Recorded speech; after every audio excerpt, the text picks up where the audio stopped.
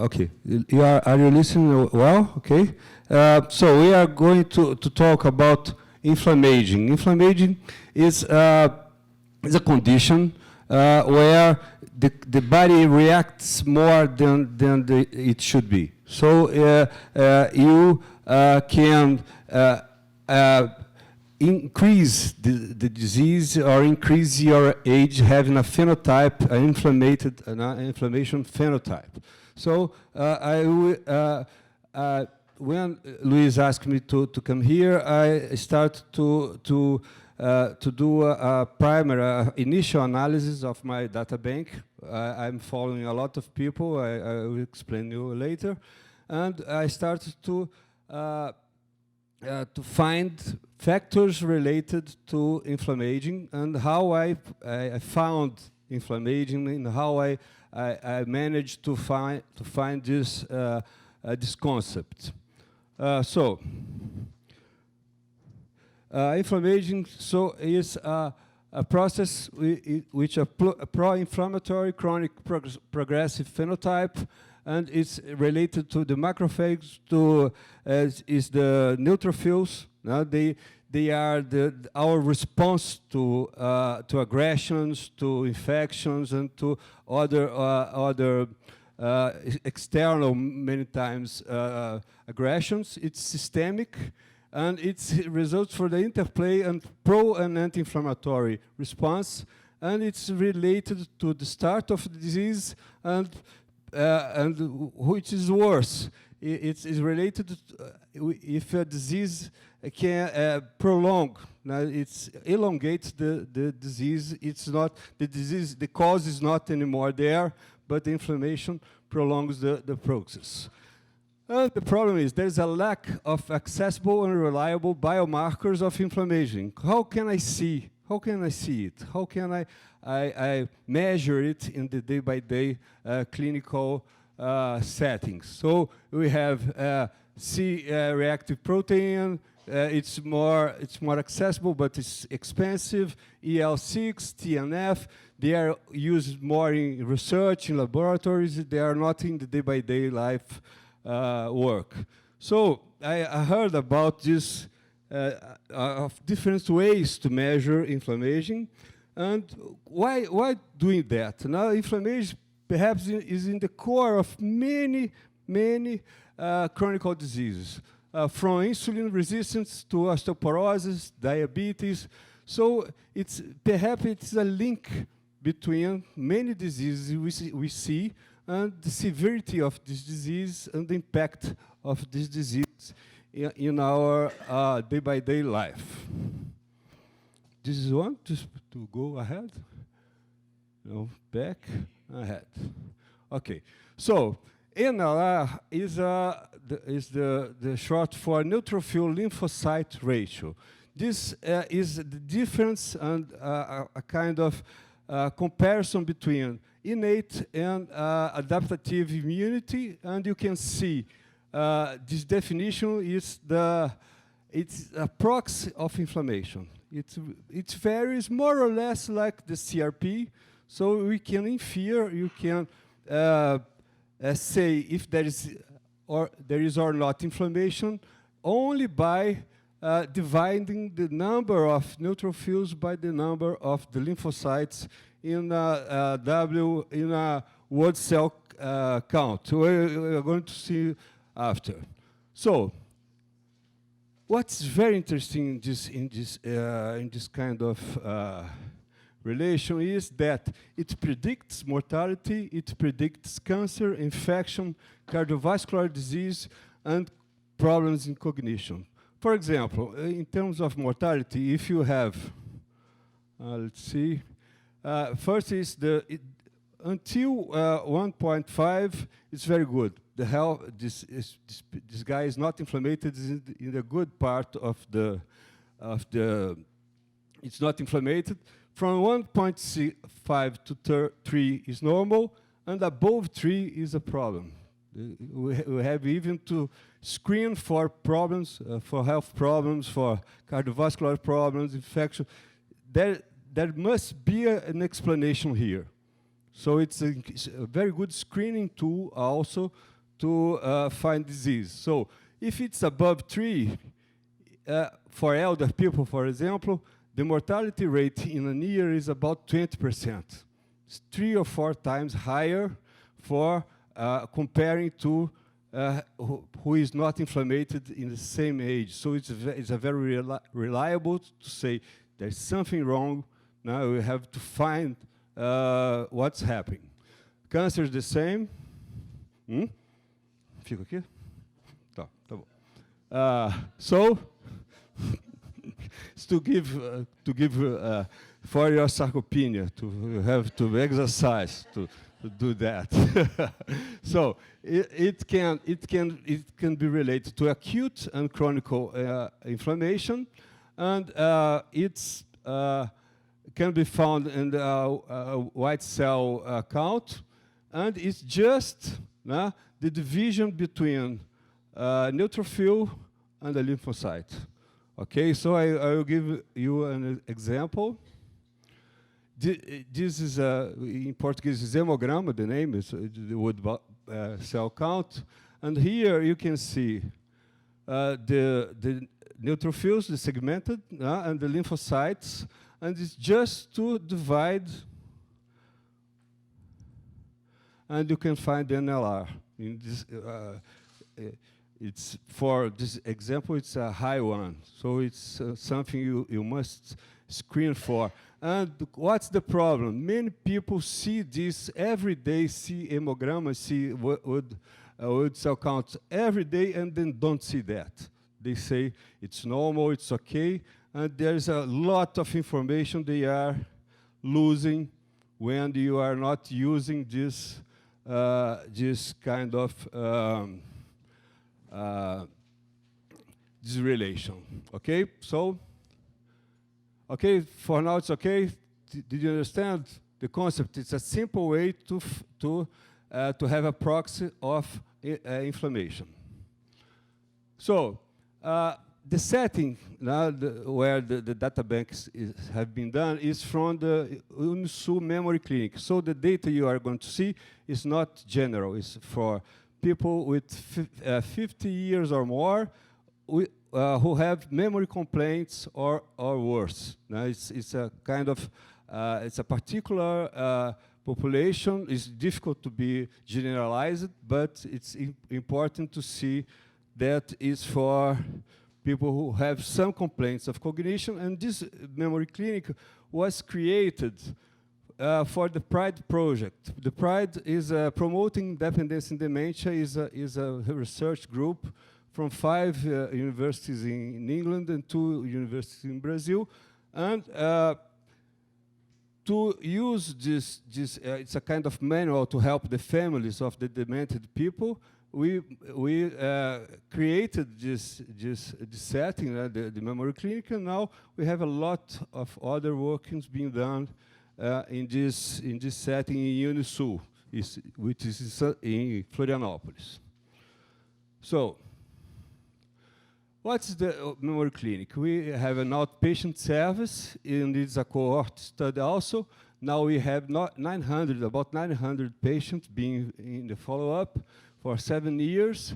The objectives of the memory clinic is screening, prevention, treatment with drugs or with cognitive stimulation for demented people, follow-up, and trying to stabilize the stabilization and rehabilitation in terms of cognition of this cohort. And a great difference between this memory clinic and other organizations is that we have a huge control group, because they come to the clinic and they say, oh, you are okay, so come here next year to do all the examinations again. So we are following a healthy group together with a mild cognitive impairment group and a demented group. And another thing is that we are following community and nursing homes. When you follow only the community, you miss the severe cases, and it's the consequence. Many times demented people come from community to go to a nursing home. So we have a vertical follow-up with this this population. Now, let's see some results now about the use of NLR and some factors we see. Firstly, my first question is that inflammation? So we can see here that the older the guy gets, the inflammation rises. So it's a proxy, not perfect proxy of inflammation.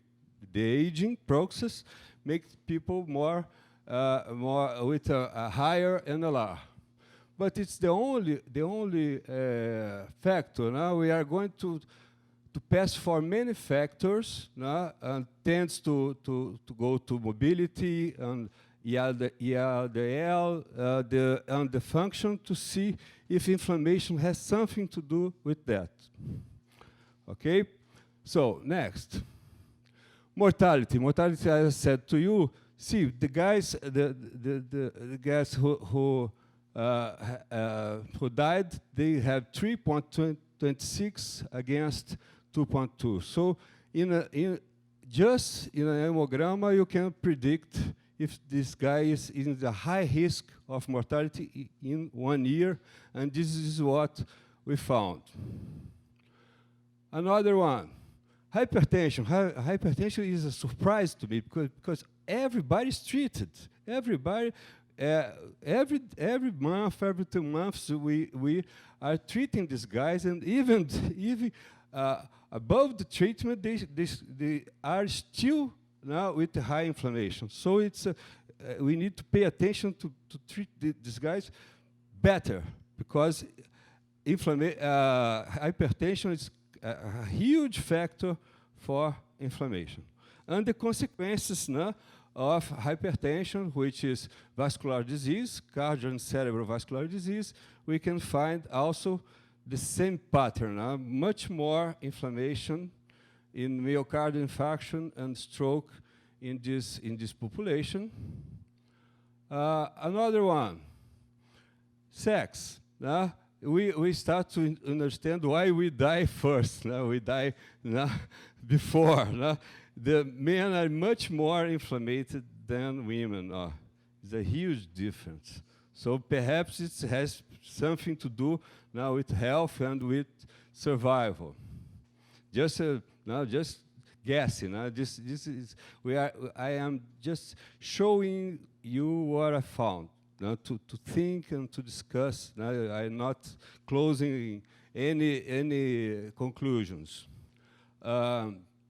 Another one, place of residence. People who lives in a nursing home and who lives in the community. So many diseases, many problems brought people to a nursing home, and inflammation is a quite different pattern of inflammation also.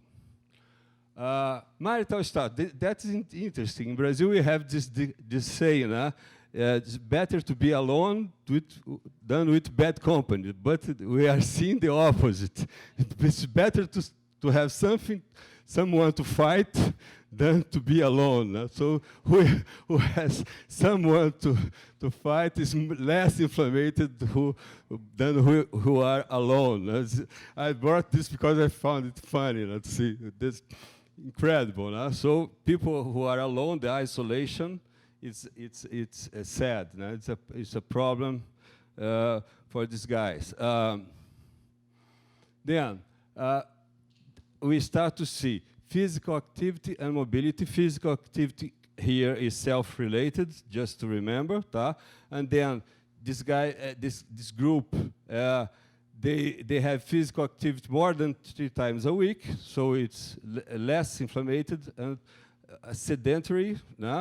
The inflammation grows, and then people who is always in a wheelchair and grows a lot, and people bedridden, much more inflamed also. So loss of function and inflammation going in different, opposite directions. Cognitive status. This cognitive status is clinical. You examine the guy, you interview the guy probably you are okay, probably you have a mild problem, and probably you have dementia. So only with the clinical approach, you can see, only, no, it's not only, no, it's difficult, no, to do this approach, but you can see that inflammation goes higher as cognition became more and more impaired. No? So you can see with these lines that there's no, they don't interfere, so they discriminate the three groups. It's very important to say that, because many ways to discriminate these groups, they interfere. You have a doubt, no? Who is demented, who is more or less, or who is healthy. So it's interesting to see that the discrimination is complete, no? They don't interfere. These are the scores we use in the memory clinic. So we use the CDR validated by Luis Ramos here in Brazil, CDR, the clinical dementia rating. The MOCA test, which is from Canada, and it's validated in Brazil also. It's a kind of more difficult mini-mental. The mini-mental with a lot more of difficulty. And this is the geriatric depression scale and the Brazilian multidimensional functional assessment questionnaire, which is used by Luis also in the F12 study. Just to understand, we are going to use these scores now to compare inflammation to these scores we are using. So here we have the MOCA test quartiles. So this guy is worse. He makes only 6 points in 30, and this guy makes above 26 points in 30. So it's the good guy, the guy without problems. So you can see inflammation in LR showing perfectly the states. Now the pattern according to the punctuation. Now we are using the clinical dementia rating, and it's a better way to examine. It's a more complex. We use two persons. You use someone to give information about the patient, so it's more complete, and it has a lot of functional questions. So it's not only cognitive; it's cognitive and functional, and you can see that the health group it has 1.9, and then it's a huge gap between the beginning of any pathology, like the mild cognitive impairment, then mild dementia, moderate dementia. So it goes and discriminates all the stages of the CDR. Depression, it was another surprise for me, because the cut point for the GDS is about 5 points. And I tried that, and there was no difference. Then I start to go up and down to see if there's any difference. And my surprise was people with only 3 points in 15, they have more inflammation. So it's different from the clinical diagnosis or clinical perception of depression. People slightly with few depressive symptoms, they can be more inflamed than people with 2 points or less. So the problem is in the beginning of the depressive symptoms. Okay, this is the difficult one. I will try to explain to you. The first time I try to explain this one. Here, when do you measure inflammation? The guy must have some oral health problems, having inflammation in the teeth. Maybe he had flu, or he had a pneumonia last week. So it's random, okay? And then LR goes goes bigger, no? The number goes increases, or it's something a routine. The guy is good, is good health, and they do the NLR. Okay, so there's two situations. All the measurements, and only the measurements when the guy is healthy. Okay, so when the guy is really healthy, there's no other problems with the guy, acute problems.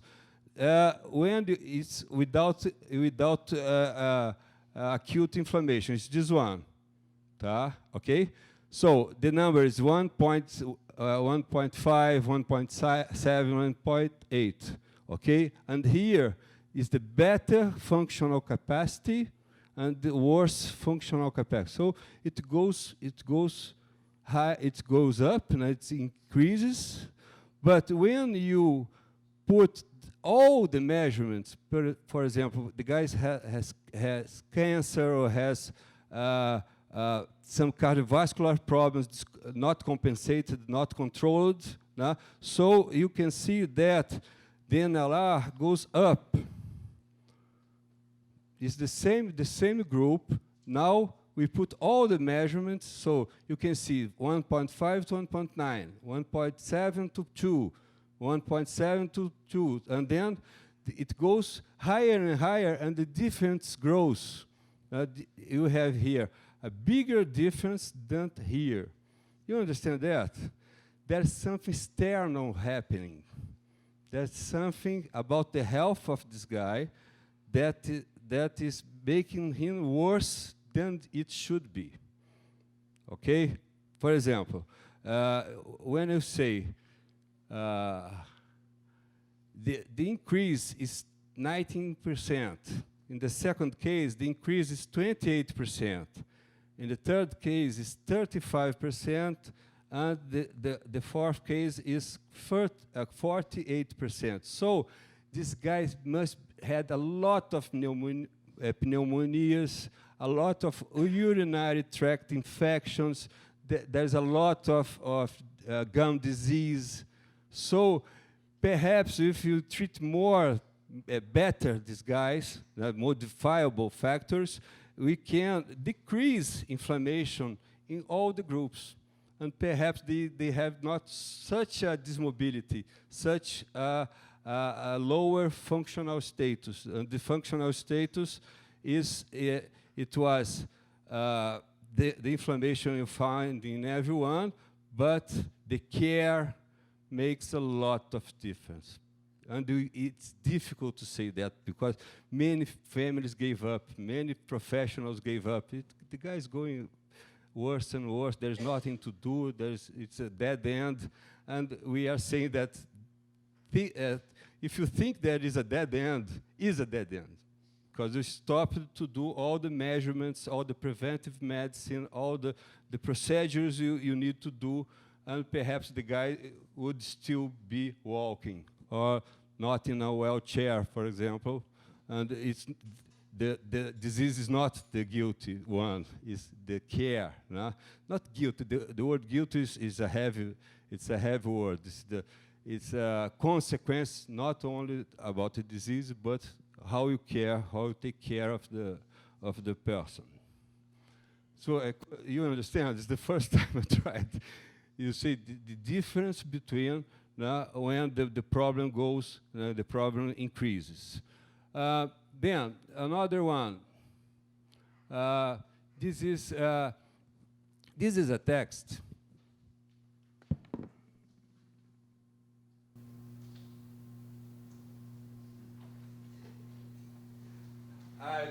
Let's see if I have a chair here.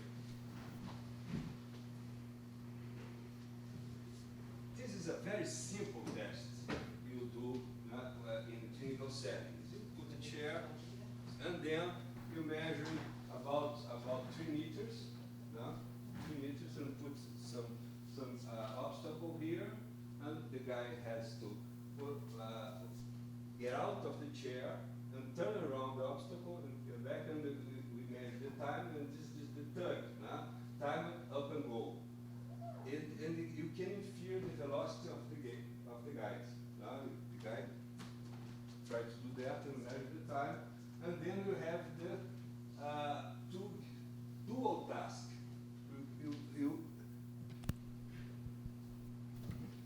the guy have to do the same things, telling us name of animals, of many animals, in loud voice. So you make it difficult.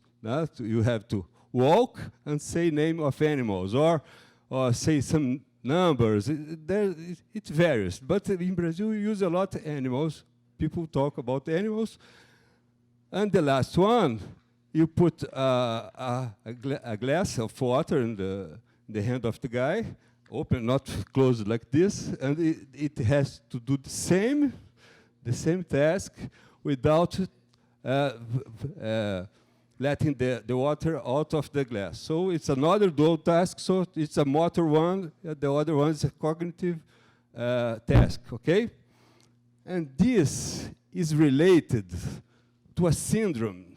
It's called motoric cognitive risk. Motoric cognitive risk. Have you heard about that? It's a syndrome that predicts dementia. Only the speed of the guide can predict dementia. So the guys I follow, they have memory complaints, which is the first concept. And the second concept is the speed of the guide. Okay? So we are going to see the results of the TUG, the cognitive TUG, and the motor TUG. Now the three, simple and the dual task.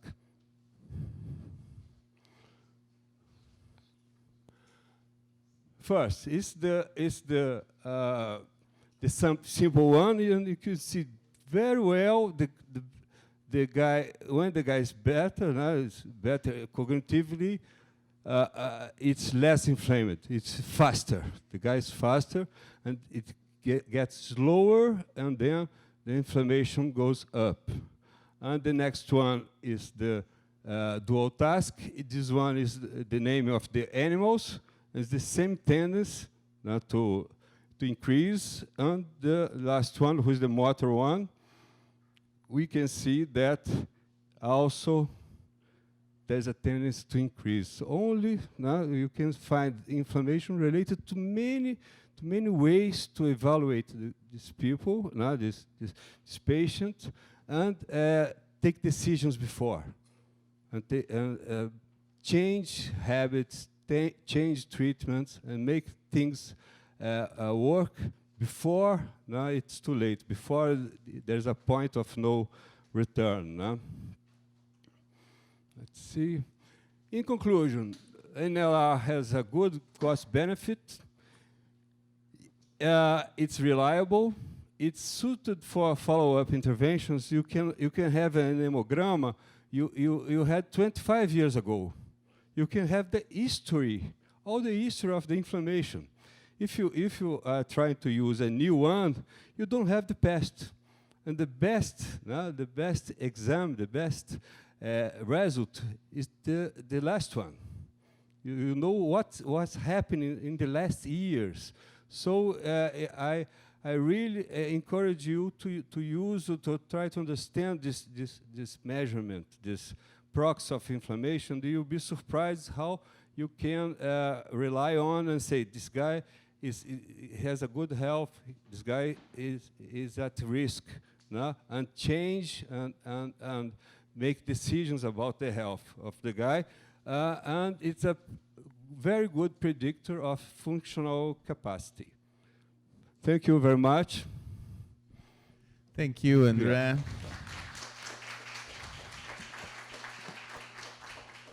Well, André is usually bringing novelties here, and I wonder if the geriatricians have anything to say about that. It's I would like to test that in the cohort to see if that the predictive power of this measurement, Yes. My question is very simple. I'm not a geriatric care, but I was a decent primary care doc. How can I distinguish that from a simple infection? You have a slide. You just go to see if there's an infection. Mm-hmm. It's like the CRP. But if you have no history of infection, then you start to think about cancer, about cardiovascular problem. So you need to go and ask about acute inflammation also. Yeah, in your example that you show in the first slide, you had segmented neutrophil cells. So, and everything else was zero. That's a very normal person who doesn't have an acute infection. It's a good indication. And the total leukocyte was not that high. But, you know, in a normal patient, let's say you're in Recife, they had a high rate of filaric infection. Even if you don't have a disease, you are highly touched by it, as well as dengue and all that stuff. The eosinophil rate is very high. Okay, so if you do a prevalence, you're going to see incredible eosinophils. So they always have a little bit of neutrophil high. So you have to discount all of that a little bit, right? You need to understand your clinical population. Other causes. Yes. Always. It's just it's not a specific tool. It's unspecific. But when it's quite higher, independent of other factors, you need to screen for something severe, for something who can be tragic in 1 or 2 years. So it's only an alert to you. And if you make this tool goes down, you can have a kind of response if your work of your treatment is doing well. You can see, for example, you make some people to swim or to do some exercise. You can see the inflammation going down, and you can rely on and say this treatment is working. That's the idea. Okay. Last question. Can I ask another one?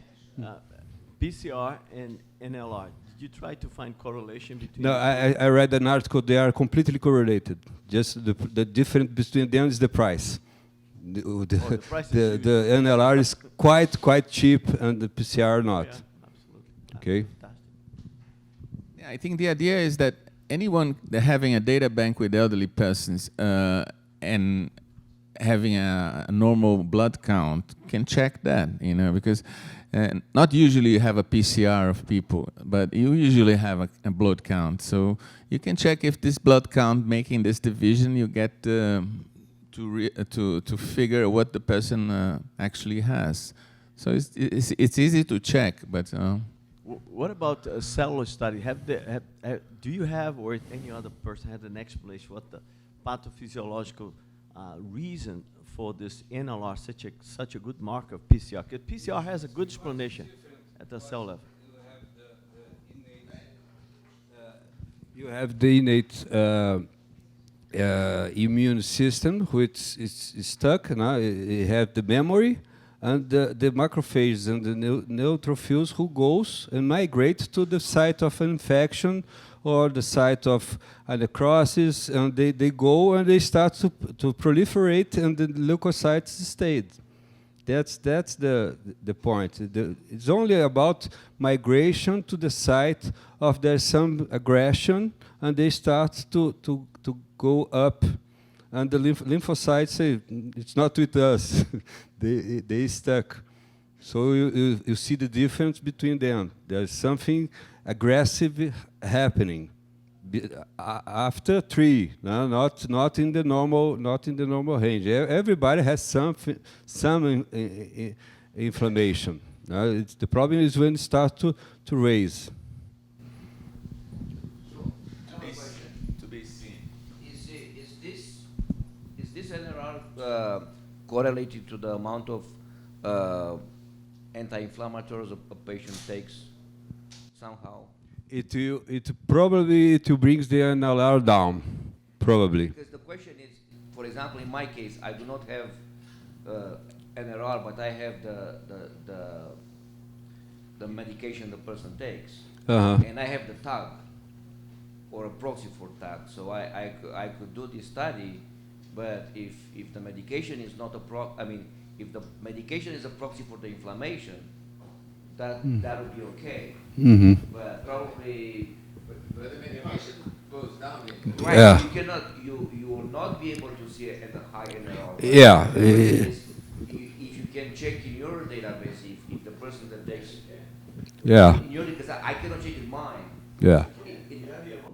Steroidal and non-steroidal can. In my case, it's really hard. So we have a nursing EMR, which is basically what the nursing notes take, what the nurses take, and then it's not.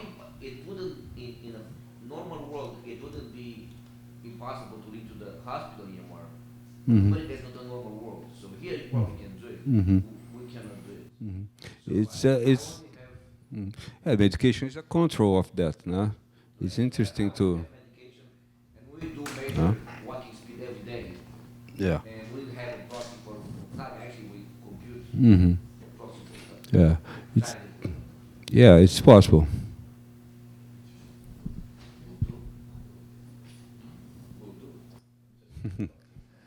Okay, more questions? Okay, thank you.